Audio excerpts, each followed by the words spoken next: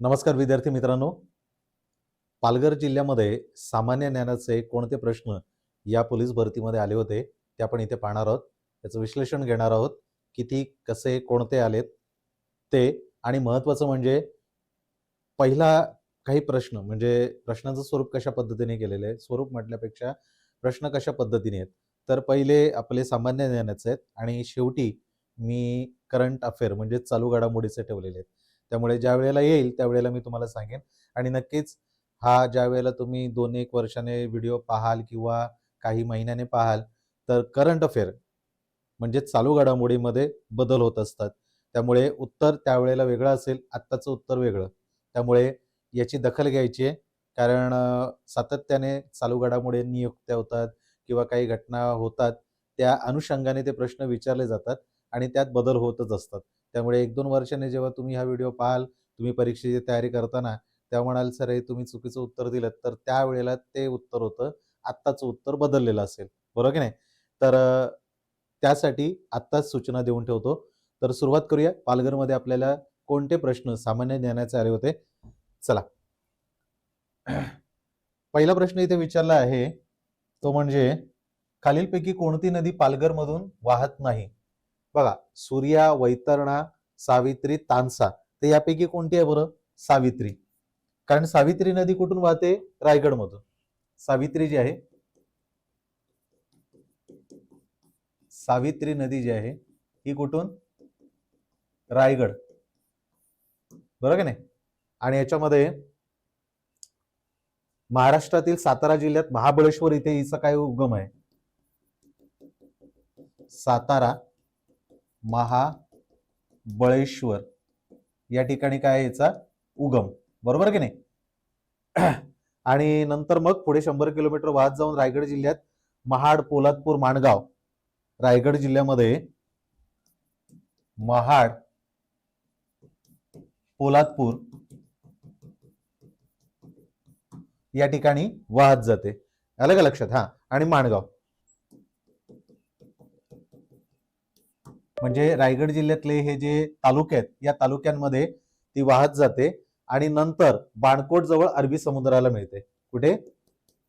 बाणकोट याच्या जवळ अरबी समुद्र जो आहे याला जाऊन मिळते. त्यामुळे आपल्या या प्रश्नाचं उत्तर काय बरं? तर या प्रश्नाचं उत्तर आहे सावित्री नदी. ठीक आहे ना? चला पुढे जाऊया पुढच्या प्रश्नाकडे. पुढचा प्रश्न आहे प्रश्न क्रमांक 2. बाबा अणु संशोधन केंद्र BARC याचं मुख्यालय कुठे आहे? तिरुवनंतपुरम, पालघर, मुंबई, बंगळुरू. तर मुंबईला आहे. मुंबई ट्रॉम्बे येथे बाबा अणुशक्ती केंद्र याचं मुख्यालय. आता यांनी काय केलं होतं? होमी जहांगीर भाभा यांनी, होमी जहांगीर भाभा यांनी काय केलं होतं? याची स्थापना केली होती. आणि कधी केली होती? 1954 मध्ये. हा, 1954 मध्ये काय केली होती? स्थापना केली होती. आणि पहिल्यांदा काय होतं? अणु ऊर्जा आस्थापना ट्रॉम्बे. अणु ऊर्जा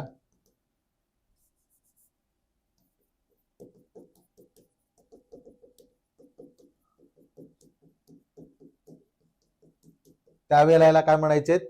AEE, AEET Trombay, atomic energy या नावाने. ओके, याची स्थापना केली होती. आणि याचे आत्ताचे BARC चे सध्याचे संचालक कोण आहेत? विवेक भसीन. विवेक भसीन हे कोण आहेत? सध्याचे याचे संचालक आहेत, अध्यक्ष आहेत. हे लक्षात ठेवा, सध्याचे. तर या प्रश्नाचं उत्तर काय? BARC ट्रॉम्बे मुंबईमध्ये आहे, है ना? बाबा अणुशक्ती. आणि याचे संस्थापक कोण आहेत? होमी जहांगीर भाभा. प्रश्न क्रमांक 3. भारताची प्रमाण वेळ ही कोणत्या शहरावरून जाणाऱ्या, खरं तर 82 डिग्री आहे, आलं का लक्षात? 82°33' रेखावृत्त यावरून ठरवली जाते. मिर्जापूर अलाहाबाद उत्तर प्रदेश, कोलकाता पश्चिम बंगाल, लखनौ उत्तर प्रदेश, नागपूर महाराष्ट्र. तर काय मिर्जापूर अलाहाबाद उत्तर प्रदेश. आलं का लक्षात? आता या प्रमाण वेळेला कधीपासून मान्यता मिळालेली आहे?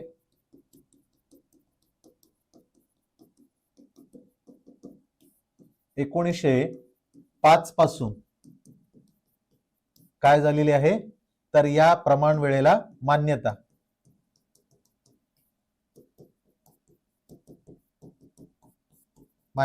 मिळाली आहे. भारताची प्रमाण वेळ ही कोणत्या शहरावरून जाते? तर मिर्जापूर अलाहाबाद हा उत्तर प्रदेश. चला प्रश्न क्रमांक 4 कडे जाऊया. 2014 मध्ये नियोजन आयोगाचे नाव बदलून काय ठेवण्यात आले? तर योजना आयोग, नीती आयोग, राष्ट्रीय आयोग यापैकी नाही. तर नीती आयोग ठरवण्यात आलं है ना. आणि नियोजन आयोग आधी काय होतं? ज्याला आपण प्लॅनिंग कमिशन म्हणतो ते होतं. प्लॅनिंग कमिशन हे बरेच वर्ष होतं आणि त्याच्यानंतर 2014 ला घोषणा झाली की याचं नाव काय होणार? नीती आयोग. आणि त्याची स्थापना 1 जानेवारी 2015 ला झाली. काय बरं? 1 जानेवारी 2015. या 2015 ला काय झाली याची स्थापना. अध्यक्ष कोण असतात? नीती आयोग. अध्यक्ष कोण असतात? तर अध्यक्ष हे पंतप्रधान आहेत. आणि सध्याच्या बाबतीत म्हणाल तर नीती आयोगाचे अध्यक्ष जर तुम्हाला परीक्षेमध्ये विचारलं तर ते कोण येणार? पंतप्रधान नरेंद्र मोदी. त्यानंतर उपाध्यक्ष कोण आहेत? तर ते आहेत सुमन बेरी. हे कोण आहेत? सध्याचे. पहिले कोण होते? पहिले उपाध्यक्ष जे आत्ताचे 16व्या वित्त आयोगाचे अध्यक्ष आहेत अरविंद पनगडिया है ना. आणि आता निधी छिब्बर हे काय झालेले आहेत? हा सीईओ. कोण झालेले ते? निधी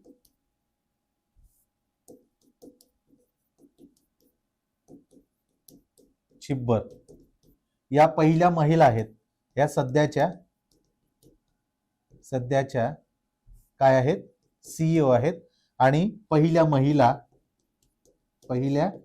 महिला ज्या नीती आयोगाच्या सीईओ झालेल्या आहेत हे लक्षात ठेवा.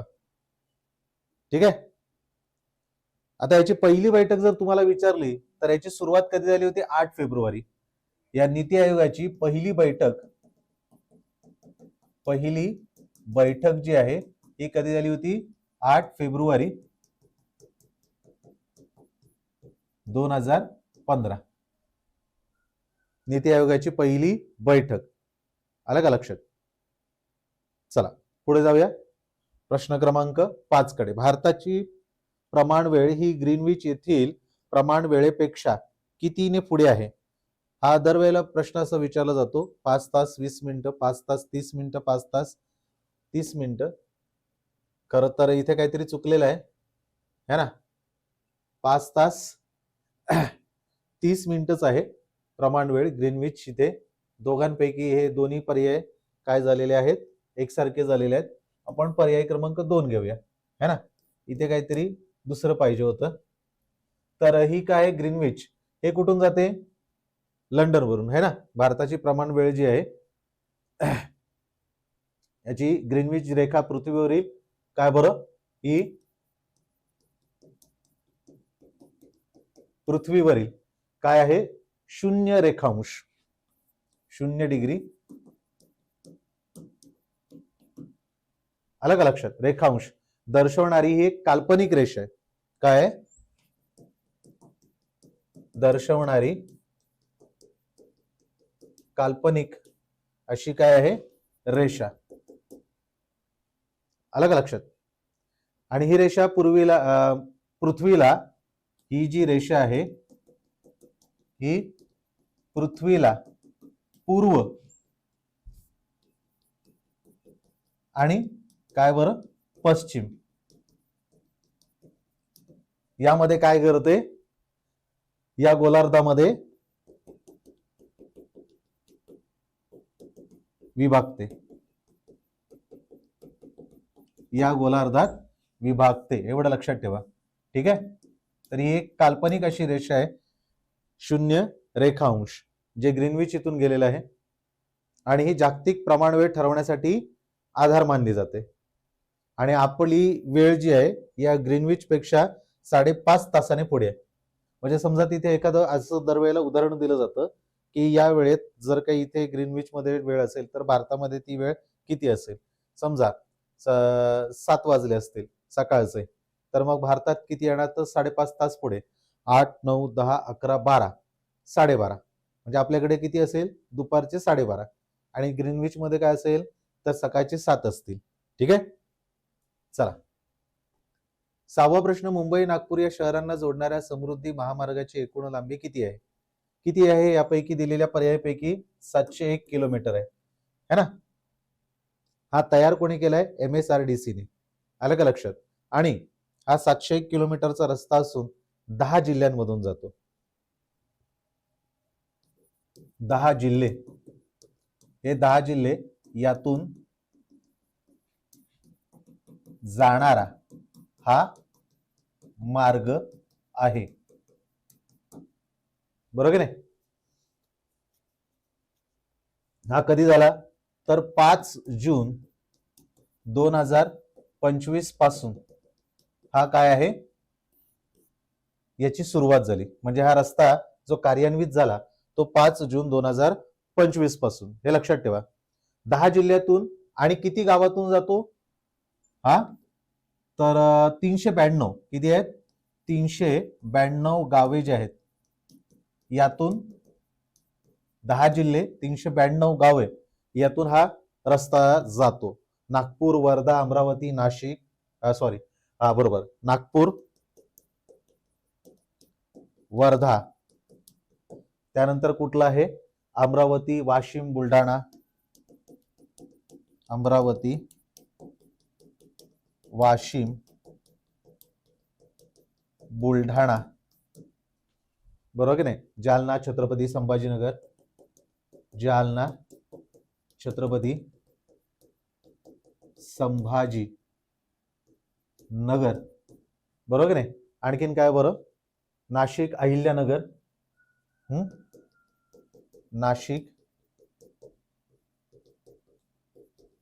अहिल्यानगर, 1, 2, 3, 4, 5, 6, 7, 8, 9 आणि ठाणे 10. असे 10 जिल्ह्यातून 392 गावातून आणि 5 जून 2025 पासून कार्यान्वित झालेला समृद्धी महामार्ग आहे, MSRDC ने तयार केलेला. चला, 7वा प्रश्न, खालीलपैकी कोणता किल्ला युनेस्कोच्या जागतिक वारसा स्थळ यादीत समाविष्ट नाही? आता हे चालू घडामोडीचे प्रश्न आहे ना. आता मागच्या वर्षी 2025 ला छत्रपती शिवाजी महाराज यांचे गड किल्ले जे आहेत हे युनेस्कोच्या वारसा स्थळांच्या यादीत गेलेले आहेत. हे स्थळ कितवं झालेलं आहे, भारताचं 44वं. भलेही संख्येने जास्त किल्ले आहेत तरी ती एकच वारसा स्थळ मानलं गेलेलं आहे. यामध्ये छत्रपती शिवाजी महाराज यांचे 11 किल्ले जे महाराष्ट्रातले आहेत ते, आणि एक किल्ला जिंजीचा जो तामिळनाडूमध्ये तो धरला गेलेला आहे. तर या समाविष्ट नाही आपल्याला विचारतात. तर हे बघा, याच्यामध्ये तुम्हाला दिसतो रायगड आहे, शिवनेरी आहे, लोहगड आहे, पुरंदर हा नाही आहे. आलं का लक्षात, पुरंदर नाहीये. ठीक आहे. आता यामध्ये कोणते कोणते किल्ले आहेत, तर किल्ले आपण बघूया जे युनेस्को याच्या वारसा स्थळात काय झाले, सहभागी झालेले आहेत, है ना. आणि ही किती वेळ मी सांगितले, भारताची 44वी. शिवनेरी, रायगड, राजगड, शिवनेरी, रायगड, त्यानंतर राजगड, बरोबर आहे ना. त्याच्यानंतर कोणता आहे, प्रतापगड, सिंधुदुर्ग, त्यानंतर सिंधुदुर्ग. आणखीन कुठला आहे, विजयदुर्ग, लोहगड, विजयदुर्ग, त्यानंतर लोहगड, त्यानंतर कुठला आहे, साल्हेर, खांदेरी, सुवर्णदुर्ग, साल्हेर, खांदेरी, सुवर्ण दुर्ग, आणखीन काय बरं, पन्हाळा, है ना. किती झाले बघा, 1 2 3 4 5 6 7 8 9 10. हा, खांदेरी, सुवर्णदुर्ग आणि पन्हाळा, बरोबर की नाही. हे झाले महाराष्ट्रातले जे 11 झालेत, है ना. हे किती झालेत, 11. आणि अधिकचा एक जो आहे तो जिंजी तामिळनाडू मध्ये होतो. ठीक आहे, तर हे लक्षात ठेवा. पुढच्या प्रश्नाकडे, प्रश्न क्रमांक 8. नवीन फौजदारी कायदे केव्हापासून लागू करण्यात आले? केव्हापासून करण्यात आले? 1 जुलै 2024 पासून नवीन फौजदारी कायदा, भारतीय न्याय संहिते जे कायदे आहेत ते काय झालेत, नागरी सुरक्षा कायदा, भारतीय न्याय संहिता, है ना, पुरावा कायदा, हे सगळे 1 जुलै 2024 पासून सुरू झालेले आहेत, लागू करण्यात आलेत. चला, प्रश्न क्रमांक 9. खालीलपैकी कोणते ऑपरेशन भारताने पहलगाम दहशतवादी हल्ल्यातील सूत्रधारांचा खात्मा करण्यासाठी राबवले होते? यापैकी कोणता आहे बरं, तर ऑपरेशन महादेव. आलं का लक्षात? ऑपरेशन महादेव जे आहे हे भारताने जो पहलगाम मध्ये हल्ला केला होता त्या सूत्रधारांना पकडण्यासाठी राबवलेलं हे ऑपरेशन होतं. त्याच्यामध्ये कोण कोण होतं, तर जम्मू काश्मीर पोलीस होतं, भारतीय लष्कर, त्यानंतर जम्मू आणि काश्मीर याचे काय बरं, पोलीस, भारतीय लष्कर, जम्मू काश्मीर पोलीस आणि सीआरपीएफ यांच्या तुकडीने संयुक्तपणे हे ऑपरेशन केलेले. सीआरपीएफ यांची तुकडी, या तिघांनी मिळून काय केलेलं आहे, ही मोहीम राबवलेली आहे. जवळपास 96 दिवसानंतर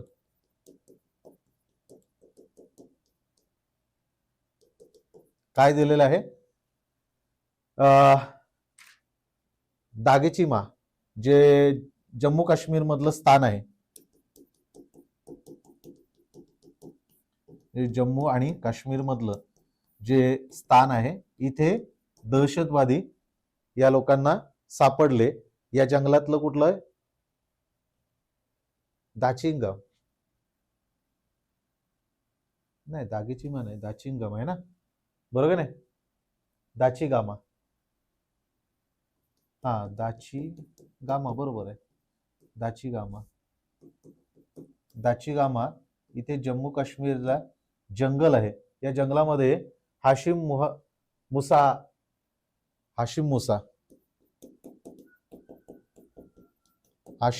आहे.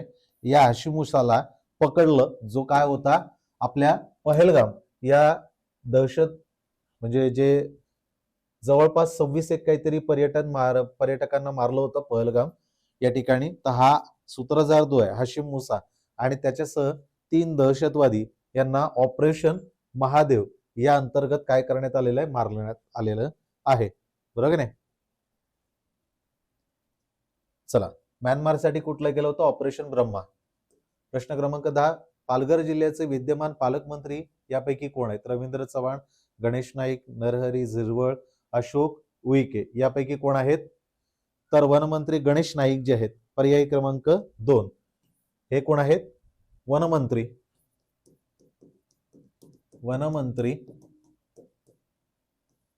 गणेश नाईक. आलं का लक्षात? हे पालघर जिल्ह्याचे विद्यमान पालकमंत्री आहेत. आणि कधीपासून आहेत ते? 18 जानेवारी 2025 पासून. 18 जानेवारी 2025 पासून काय आहेत हे? तर पालघर जिल्ह्याचे पालकमंत्री आहेत. कळलं का? आता हे कुठून आहेत गणेश नाईक? तर गणेश नाईक जे आहेत हे ऐरोली जो मतदारसंघ आहे, या ऐरोली मतदारसंघातनं काय आहेत? भारतीय जनता पक्षाचे सदस्य आहेत. ओके, म्हणजे विधानसभेचे सदस्य आहेत जे ऐरोली मतदारसंघातनं निवडून आलेले आहेत. त्यामुळे विद्यमान पालकमंत्री हे सध्याचे गणेश नाईक आहेत. ठीक आहे. 11वा प्रश्न, महाराष्ट्र राज्याचे पोलीस महासंचालक यापैकी कोण आहेत? रश्मी शुक्ला होते 3 जानेवारी 2026 पर्यंत आणि 3 जानेवारी 2026 ला त्यांनी कार्यभार कोणाकडे सुपूर्द केला? तर सदानंद दाते. आता सध्या कोण आहेत? सदानंद दाते हे महाराष्ट्र राज्याचे पोलीस महासंचालक आहेत. याआधी सदानंद दाते कुठे होते? तर NIA, बरोबर नाही? 3 जानेवारी पासून 3 जानेवारी 2026 पासून महाराष्ट्र राज्याचे काय आहेत? पोलीस महासंचालक है ना. आता हे पुढचे 2 वर्ष असतील. काय असतील? पुढील 2 वर्ष हे काय होणार आहेत? महाराष्ट्र राज्याचे पोलीस महासंचालक असणार आहेत. 1990 या IPS बॅच यामधील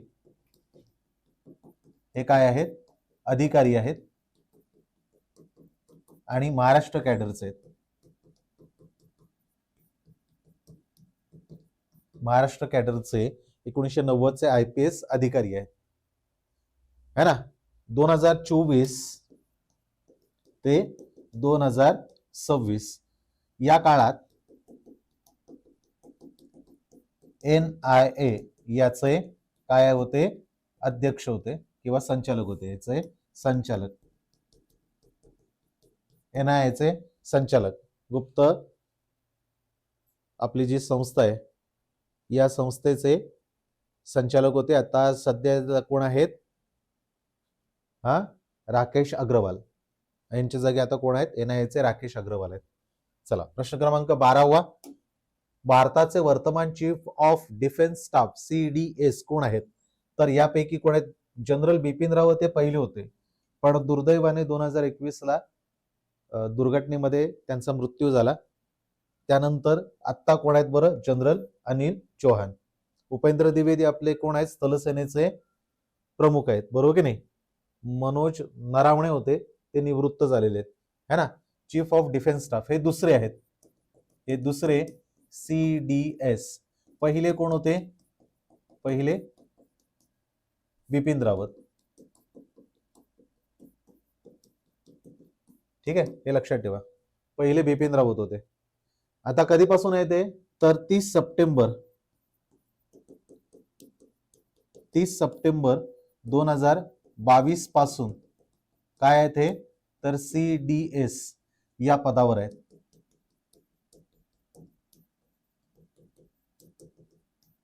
CDS या पदावर हे आहेत. आलं का लक्षात? बिपिन रावत 2020 ते 21 या काळात होते. कधी होते? 2020 ते 2021 या काळामध्ये. आणि 21 मध्ये त्यांचं काय झालं? हेलिकॉप्टर, या हेलिकॉप्टरला दुर्घटना झाली आणि त्यात त्यांचा मृत्यू झाला है ना. चला, पुढच्या प्रश्नाकडे जाऊया. प्रश्न क्रमांक 13वा. प्रश्न काय बरं? खालीलपैकी कोणता मोठा नक्षलवादी नेत्याने काय केलेला आहे?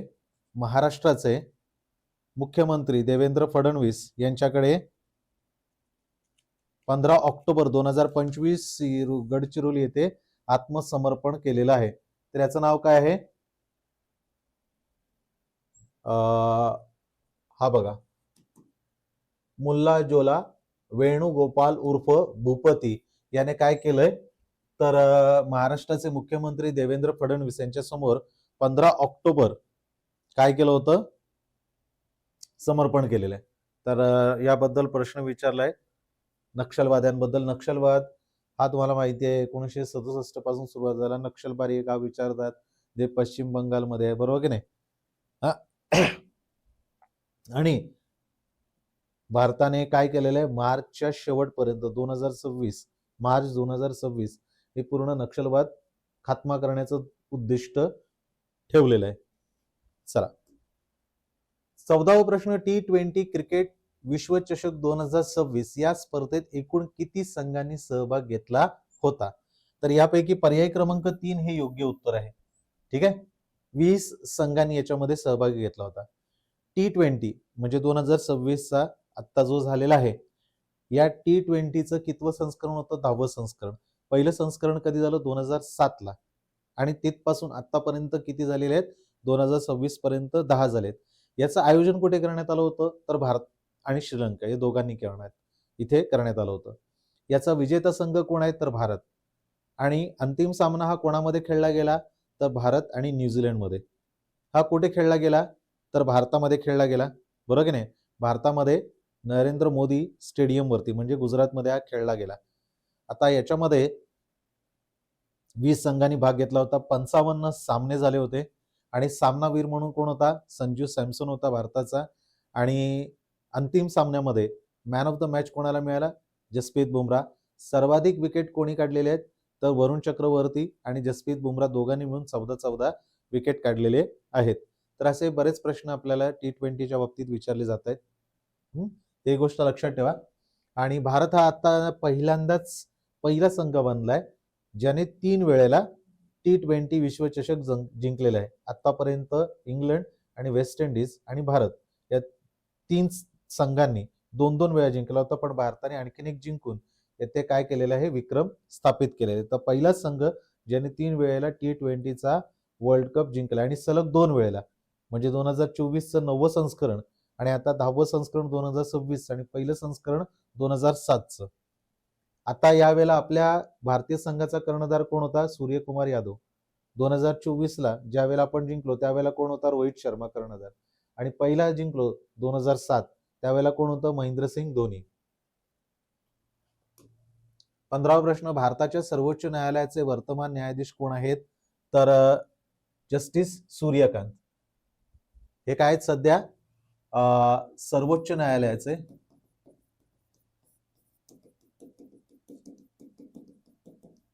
कितवे आहेत? 53वे. काय बरं? 53वे सरन्यायाधीश आहेत. अलग लक्षात. आणि 24 नोव्हेंबर 2025 पासून 24 नोव्हेंबर 2025 पासून ते या पदावर आहेत. याच्या अगोदर 52वे कोण होते? भूषण गवई. त्याच्या अगोदर कोण होते? 51वे संजीव खन्ना होते. त्याच्यानंतर 50वे कोण होते? DY चंद्रचूड. हे लक्षात ठेवा. अलग लक्षात. आता यापूर्वी न्यायाधीश म्हणून काय होते ते? सर्वोच्च न्यायालयामध्ये सर्वोच्च न्यायालय इथे 2019 ते 2025 या काळात न्यायाधीश म्हणून होते. आणि हिमाचल प्रदेशचे 23वे मुख्य न्यायाधीश. हिमाचल प्रदेश याचे काय बरं? 23वे मुख्य न्यायाधीश म्हणून त्यांनी काम पाहिलेलं आहे. अलग लक्षात. ते कधी बरं? 18 ते 19 2018 ते 19 या काळामध्ये हिमाचल प्रदेशचे 23वे आणि 14 ते 18 2014 ते 2018 पंजाब आणि हरियाणा या उच्च न्यायालयामध्ये न्यायाधीश होते. पंजाब हरियाणा इथे उच्च न्यायालय जे आहे याच्यात काय होते? हे न्यायाधीश.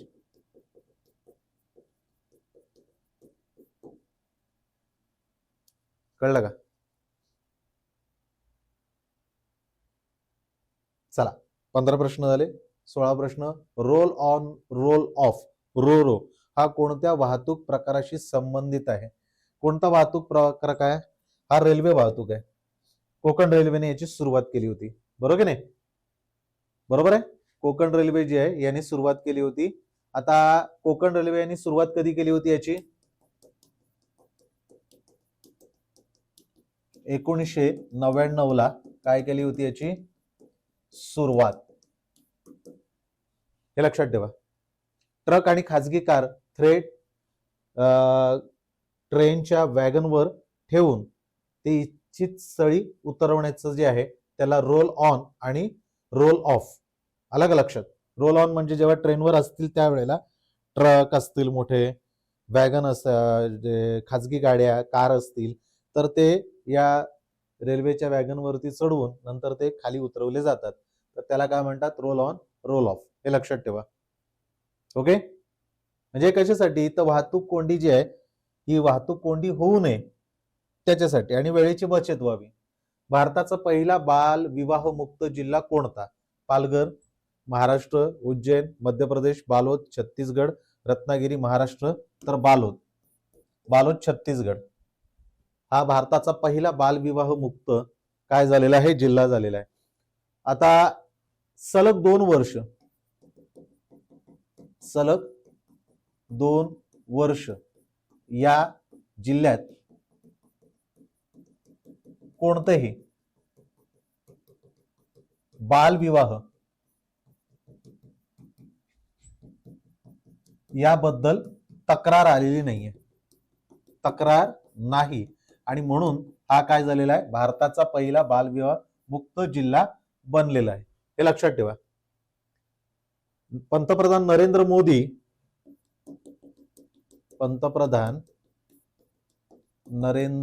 मोदी यांनी काय केलेलं आहे? तर 27 ऑगस्ट 2024 ला 27 ऑगस्ट 2024 काय केलंय? तर याची सुरुवात केलेली आहे. या बालविवाह मुक्त भारत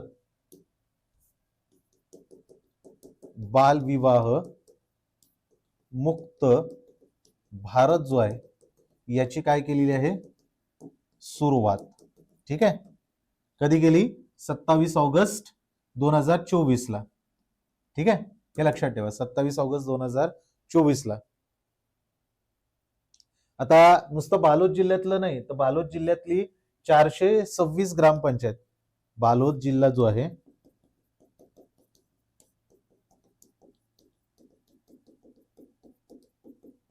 काय बरं?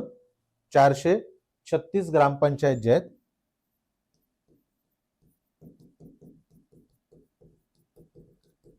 या ग्रामपंचायतींना काय मिळालेलं आहे? आणि 9 नगरपालिकांना काय बरं? 9 नगरपालिका जे आहेत यांना काय मिळालेलं आहे? प्रमाणपत्र मिळालेलं आहे की बालविवाह मुक्त म्हणून. तर हे लक्षात ठेवा. 27 ऑगस्ट 2024 ला पंतप्रधान नरेंद्र मोदी यांनी काय केला? बालविवाह मुक्त भारत याची सुरुवात केली होती आणि त्या अंतर्गत सलग 2 वर्ष छत्तीसगड या जिल्ह्यातील छत्तीसगड राज्यातील बालोद या जिल्ह्यामध्ये कोणतीही तक्रार आली नाही म्हणून भारताचा पहिला बालविवाह मुक्त जिल्हा बनलेला आहे. ठीक आहे. चला पुढे जाऊया. प्रश्न क्रमांक 18. भारतीय अंतराळ संशोधन संस्थेचे इस्रो याचे वर्तमान अध्यक्ष कोण आहेत ते विचारतायत. तर सोमनाथ होते, ते निवृत्त झालेत. सिवन होते, त्याच्यानंतर सोमनाथ आणि आता कोण झालेले आहेत? व्ही नारायण. इस्रोची स्थापना कधी? 15 ऑगस्ट 1969. बरोबर नाही? आता हे जे आहेत हे 14 जानेवारी 2025 पासून व्ही नारायण हे काय बरं? इस्रोचे 11वे. कितवे बरं? 11वे अध्यक्ष आहेत. ठीक आहे. हे लक्षात ठेवा. पुढे 19वा प्रश्न. S-400 ही क्षेपणास्त्र प्रणाली कोणत्या प्रकारातील आहे? हवेत मारा करणारी, जमिनीवर मारा करणारी, हवेतून जमिनीवर मारा करणारी की जमिनीवरून हवेत मारा करणारी? तर जमिनीवरून हवेत मारा करणारी. आता हे कोणी तयार केलेलं आहे? S-400 ते रशियाचं आहे. भारताने विकत घेऊन भारताने याचं नाव काय ठेवलेलं आहे? याचं नाव जे आहे ते सुदर्शन. बरोबर नाही? जे आता पाकिस्तान बरोबर झालं होतं पहलगाम हल्ल्यानंतर, म्हणजे पहलगाम मध्ये ज्या पर्यटकांना मारलं, आपण बघितलं ऑपरेशन महादेव राबवलं गेलं, पण लगेचच काय केलं होतं? पाकिस्तानवर हल्ले केले होते आणि त्या पाकिस्तानमध्ये काय कोणत्या ऑपरेशन अंतर्गत? तर ऑपरेशन सिंदूर अंतर्गत है ना. तर त्यामध्ये या S-400 ने कामगिरी केलेली आहे है ना. आता ही प्रणाली काय करते? तर 400 किलोमीटर पर्यंत काय बरं? 400 किलोमीटर पर्यंत विमान, त्यानंतर ड्रोन यांना काय करते? उद्ध्वस्त करते. आलं का लक्षात? हे नष्ट करू शकतं किंवा क्षेपणास्त्र जे आहे हे नष्ट करण्याची ताकद याच्यामध्ये आहे. आलं का लक्षात? याला काय म्हणतात? मिसाईल विरोधी. आणि महत्वाचं म्हणजे भारताचं पण आहे समर आणि वशोरात, हे पण लक्षात ठेवा. ठीक आहे. त्याच्यानंतर आहे 20वा प्रश्न, भारतातील पहिली उथळ किनारी पाण्यात संचार करणारी युद्ध नौका यापैकी कोणती आहे? यापैकी कोणती आहे भारतातली? तर INS अर्नाळा. बरोबर की नाही? पर्यायी क्रमांक 1. ओके. 18 जून 2025, 18 जून 2025 काय झालेले आहे? विशाखापट्टणम इथे ही युद्ध नौका भारताच्या नौदलात सहभागी झाली.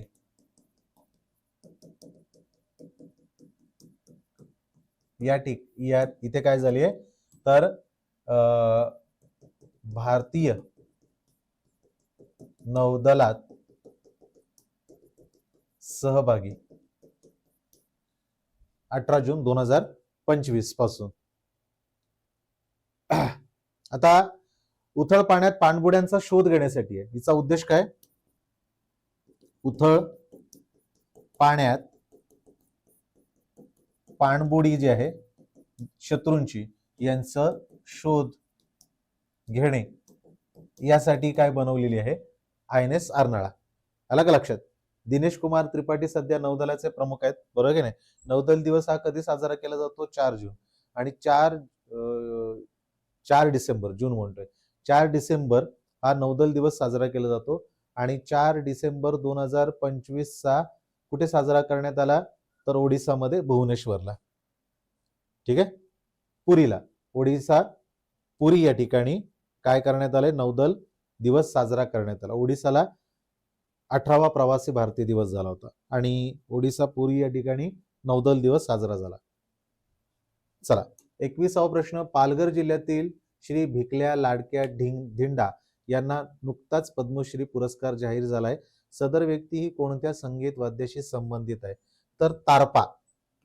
काय बरं? तारपा. जवळपास हे किती आहे? 10 फूट लांब असतं हे तारपा जे आहे. किती बरं? 10 फूट लांब असं हे वाद्य असतं.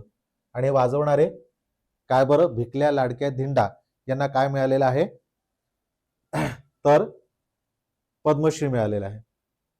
संगीत नाटक अकादमी पुरस्काराने यांना सन्मानित करण्यात आलेलं आहे. आणि हे कशाचं असतं रे? तर बांबू आणि सुक्या भोपळ्याचं. बांबू आणि सुका भोपळा यापासून बनवलेलं हे तारपा असतं. 10 फूट लांबीचं पारंपरिक वाद्य आहे. चला, आणि हे कुठले आहेत बरं? पालघर जिल्ह्यातील Jawhar वलवंडे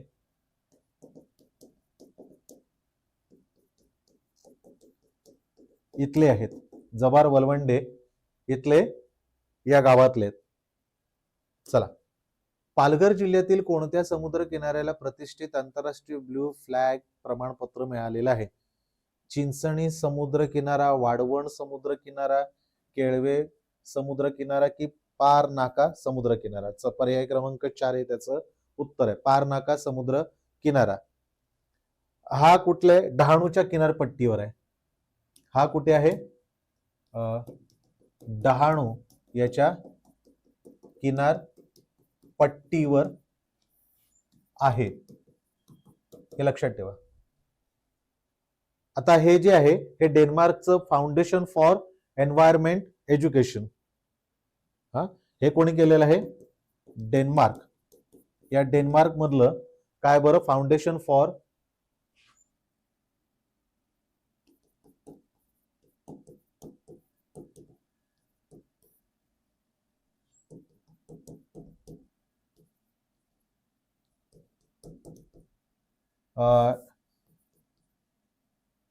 environment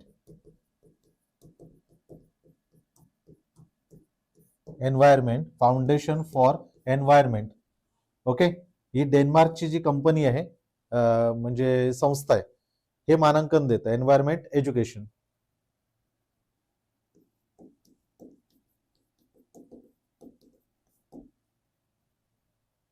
okay. The foundation for environment education यांनी काय केलेलं आहे, याला मानांकन देतं. आणि पार नाका हे काय बरं, पालघर जिल्ह्यातील समुद्र किनाऱ्याला प्रतिष्ठित आंतरराष्ट्रीय ब्ल्यू फ्लॅग प्रमाणपत्र मिळालेलं आहे. 23वा प्रश्न, ब्रिक्स संघटनेत खालीलपैकी कोणता देश समाविष्ट नाही?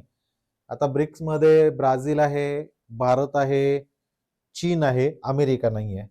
बरोबर की नाही? जिम ओ नीलची संकल्पना आहे. 2010ला पूर्णत्वाला आलं, 2010ला दक्षिण आफ्रिका. कारण ब्रिक्स मध्ये काय बरं, ब्राझील, रशिया, भारत, चायना म्हणजे चीन आणि दक्षिण आफ्रिका. बरोबर की नाही? आणि त्याचबरोबर आता कोण याच्यामध्ये झालंय, तर इजिप्त झालंय, इथिओपिया झालंय, इराण झालंय, सौदी अरेबिया बाहेर पडला. बरोबर की नाही? त्याच्यानंतर काय झालंय, आता इंडोनेशिया याच्यात सहभागी झाले आणि युएई. म्हणजे नवीन असलेले सदस्य कोणते, इराण आहे, इथिओपिया आहे. बरोबर की नाही? त्याच्यानंतर कोण बरं, इंडोनेशिया, युएई है ना. तर हे सगळे काय आहेत, जवळपास आता 10 सदस्य झालेले आहेत ब्रिक्स मध्ये. तर ब्रिक्स मध्ये अमेरिका नाही आहे, हे लक्षात घ्या.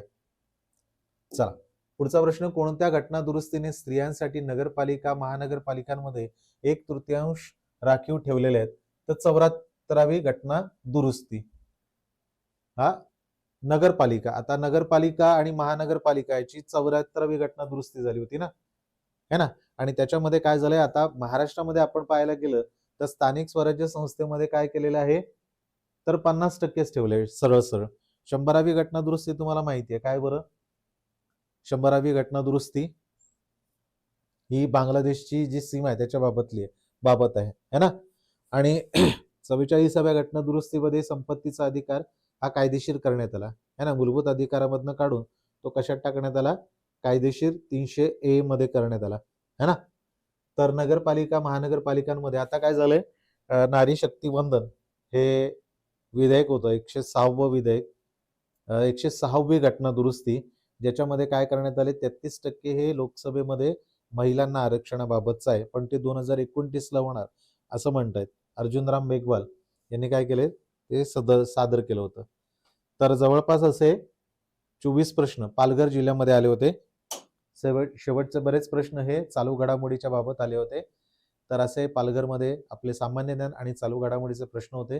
पुन्हा आपली भेट होईल पुढच्या स्पष्टीकरणामध्ये. जय हिंद.